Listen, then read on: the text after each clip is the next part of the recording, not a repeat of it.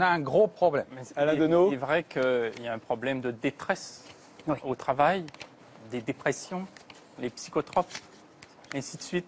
C'est majeur. Et je pense qu'une des raisons, c'est qu'on a... on n'a pas fait, et on aurait vraiment pu s'attendre, c'est très exigeant aujourd'hui de parler en ces termes-là, mais s'attendre à ce qu'un gouvernement de gauche tende vers cela. On est à des années-lumière de faire du travail un bien commun. Oui. De faire du travail un objet démocratique, plutôt que d'abandonner le travail à ceux qui prétendent le créer, c'est sous la forme d'emploi. Le travail, qu'est-ce que c'est?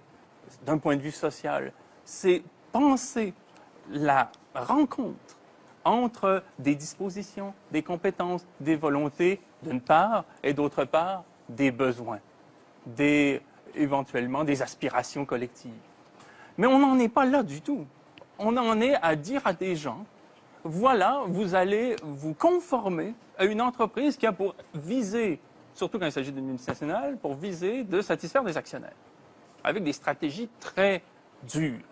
Et on se trouve à faire n'importe quoi, à faire des tâches tout à fait absurdes. Vous avez un ingénieur qui va confectionner un matériau qui est destiné à se briser, parce qu'on est dans l'ère de l'obsolescence et de la défaillance programmée. Vous avez des designers qui vont imaginer une façon d'installer un bain tourbillon dans un jet pour un oligarque qui a les moyens de se le payer. Vous allez avoir des pharmacologues qui vont concevoir des médicaments pour des malades imaginaires qui ont un pouvoir d'achat, tandis que des indigents qui sont vraiment dans le besoin, eux, n'y auront pas droit. Et ainsi de suite, ainsi de suite. Des sociologues qui font des recherches sur le public des casinos parce que le bailleur de fonds vient de cet horizon-là.